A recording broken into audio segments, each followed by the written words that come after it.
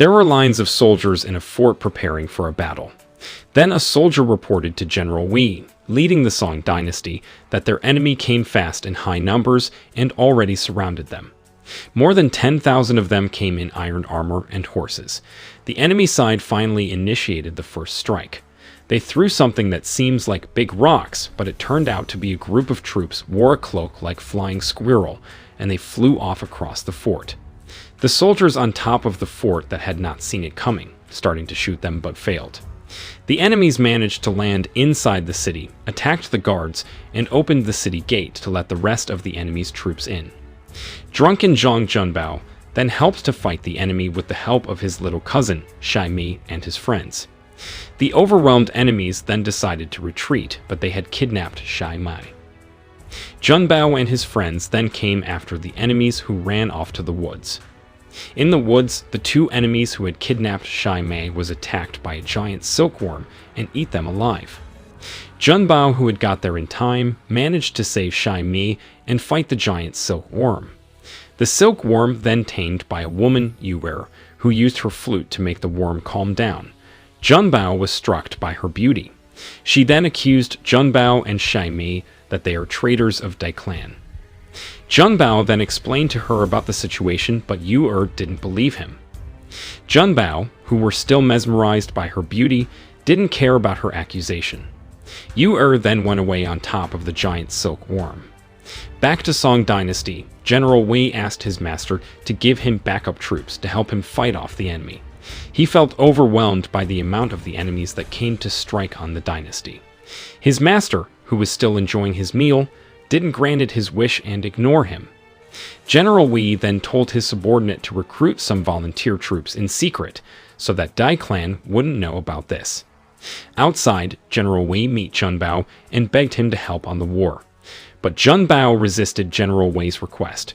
He told him that the war didn't have anything to do with him. He's just an ordinary guy, and he would fit to help on the war.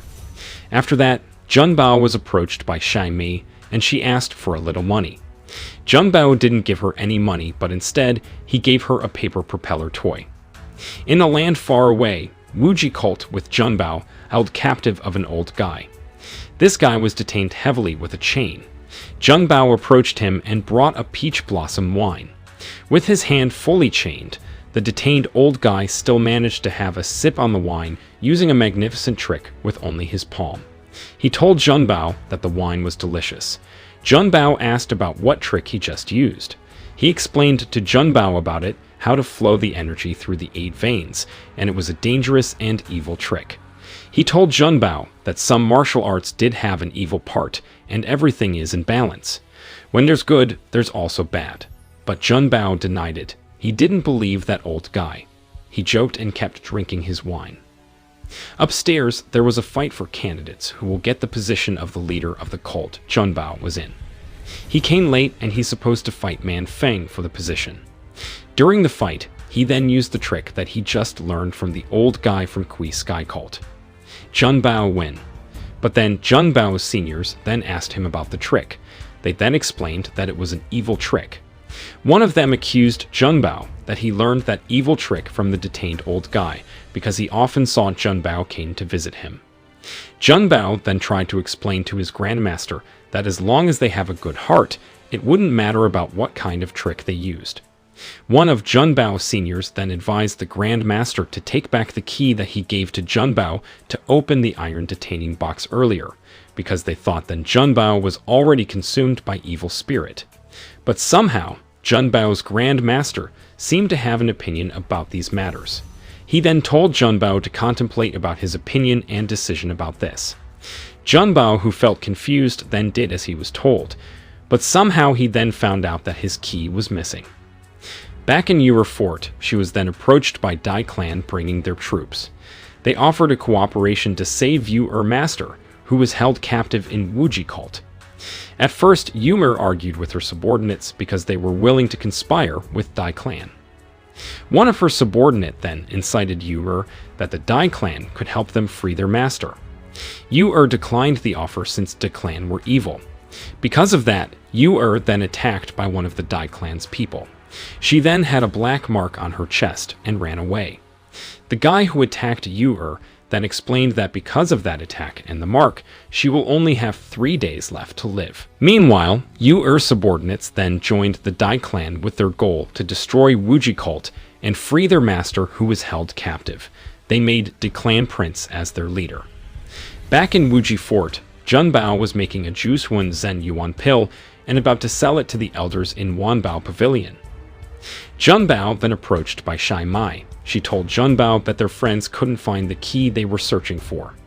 Junbao then told Shai Mai that he's going to the Wanbao Pavilion and he'd buy her more paper propeller. Junbao told Shai Mai to keep making beads using a giant furnace that Junbao used to produce his pills. During his walk to the Wanbao Pavilion, Junbao's wine was stolen by the giant silkworm earlier. He then run off to find that giant silkworm who stole Junbao's wine. The giant silkworm turned out was leading Junbao to help its master. Junbao went after that worm, and he found Yu lied limp. Junbao, who noticed the poison mark on Yu's chest, then gave his pill that he made earlier to her. He knew what kind of deadly poison that was. He told her that the pill could detoxicate all the poison inside her body. Even though it might be possible for Junbao to cure her with only one pill, he still tried to help Yu using his trick with a long stick of bamboo. In Wuji Castle, Man Feng with his subordinates was approached by formerly Yu subordinate. He came with a goal to release his master that was held captive inside Wuji Castle. The next thing, inside the woods, Yu was finally awakened, and she realized that Junbao was helping her and saved her life. Though they were supposed to be in opposite sides, Yu still thanking Junbao for his kindness. Junbao, however, decided to be kind to her, praised her for her beauty, and offered Yu his wine. Him and Yu then talked and enjoyed a conversation together. Not so long after, Yu then left, and Junbao said that he hoped they would meet again in another time, and so Yu did too. After that, Shai Mai came after Junbao to the woods. She said that she blew off the giant furnace. Junbao then scolded her for doing that. Not so long after, Junbao and Shai Mai heard a rumbled noise so loud. He knew that there was something happened in Wuji Castle. On Wuji Castle, Yu former subordinate, a man using a white scary mask, and a mysterious woman fight off Man Feng and his subordinates. They were all then killed by the guy in the mask. He was using a trick with transparent white threads to choke and tied all of Wuji's subordinates. After that, the woman chief of Declan's prince came and told them to hurry and releasing their master inside while they continued to fight off the rest of Wuji's subordinates. Inside the underground jail, where the master of Kui clan was chained, the man in the scary white mask and the mysterious woman released their master. They were using the iron key that Junbao was looking for. Wuji's clan subordinate then tried to fight off Kui clan master and his subordinate, until Wuji's master himself came. Turned out, the two masters were used to be friends, but after being held for 12 years, Kui clan's master then fight Wuji master and defeated all of his subordinates. Upstairs, Junbao and Shai Mai finally arrived at Wuji's castle. They found that all of their comrades were all killed, including Man Feng. Before Man Feng could say anything about what had happened there, he had already passed away. In the underground jail, Junbao and Shai Mai were given a plaque by Wuji master before he passed away. Junbao and Shai Mai then mourning on the side of a river, and Shai Mai gave Junbao her paper propeller to cheer him up. Meanwhile, Junbao was contemplating about Kui master's words, that there were good and evil in this world, and both of them were running simultaneously.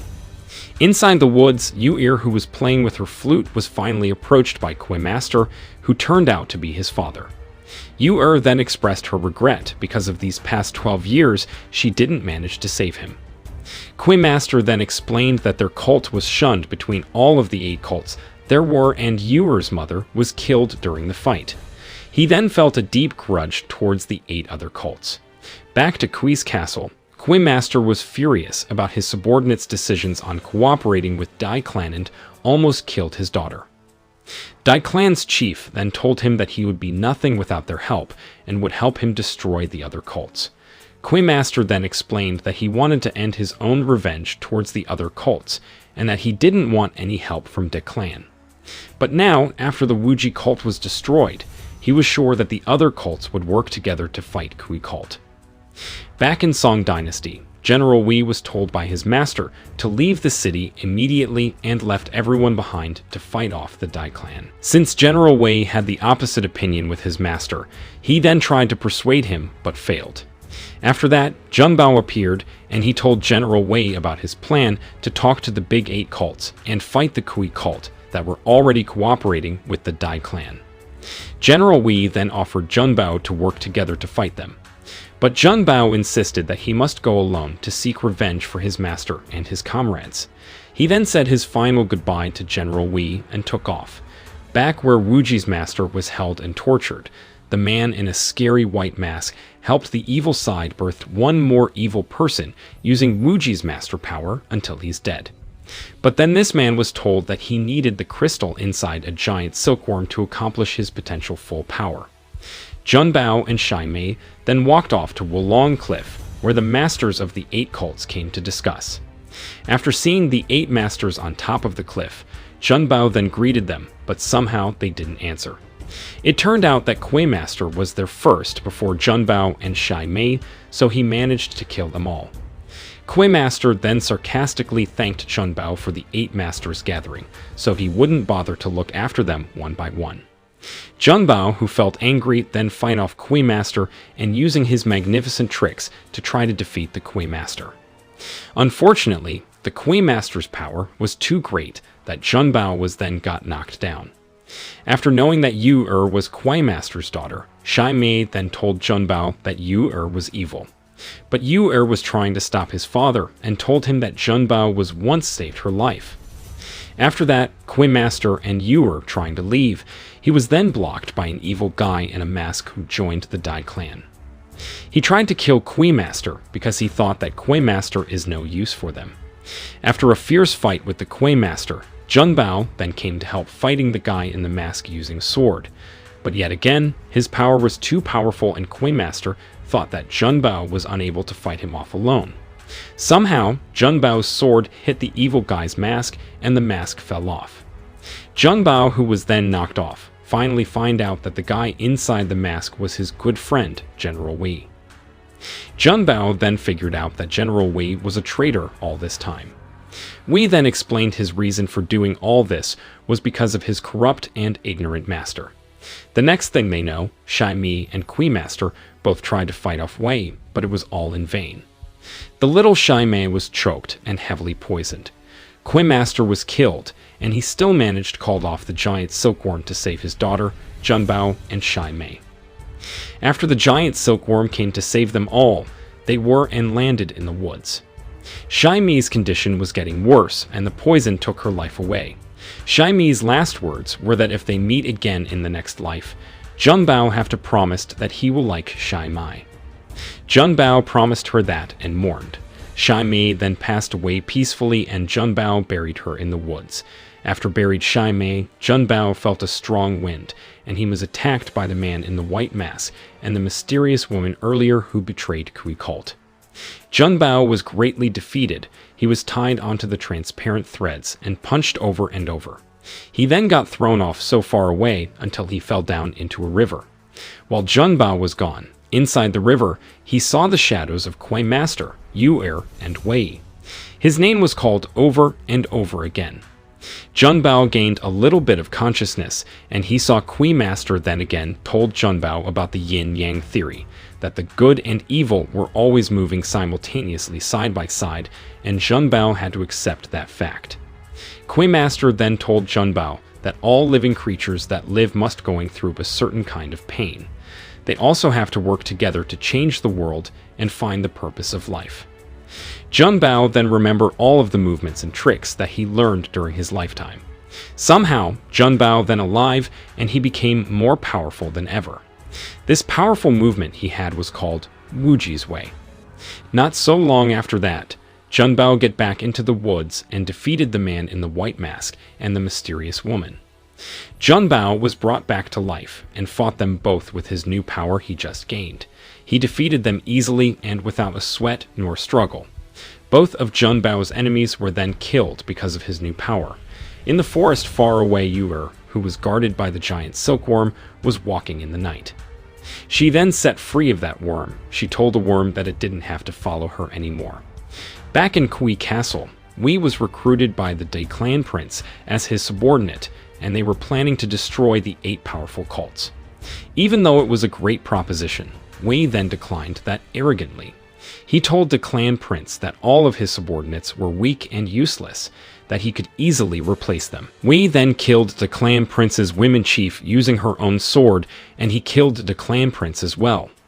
Wei could easily kill them because of how powerful he was. Not so long after, came Yu-er to seek revenge for her father's death. She fiercely fought Wei. Even Wei himself admitted that Yu-er is a brave woman, for she came to fight him all alone. Next thing Yu-er knew, Junbao came. In all-white cloak, and his hair was all let down. He told Wei about the kindness that saved his life. He then fell into a fierce fight with Wei, while Yu-er fought Wei's evil subordinates. During the fierce fight between them, the Kui Castle was rumbled and rumbled. Turned out, it was the Silkworm who came to help them fight the evil men and also Wei. The Silkworm then threw up tons and tons of sticky silk to trap Wei, and Junbao managed to get a few hits. Wei felt overwhelmed, and then he ran off on top of the Silkworm. He forcefully grabbed the crystal inside the worm and killed it.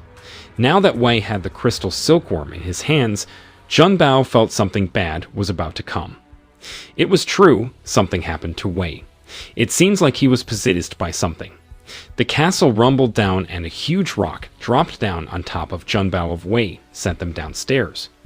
While Yu-er started to feel overwhelmed by the amount of the enemy, Junbao comrades suddenly came to help her fight the enemies off. Downstairs, Wei asked why Junbao did all this, while all this time they both had the same purpose, to destroy the dynasty. Then continued to fight and fight. Turned out, Wei was almost totally possessed by the evil spirit because of the crystal earlier.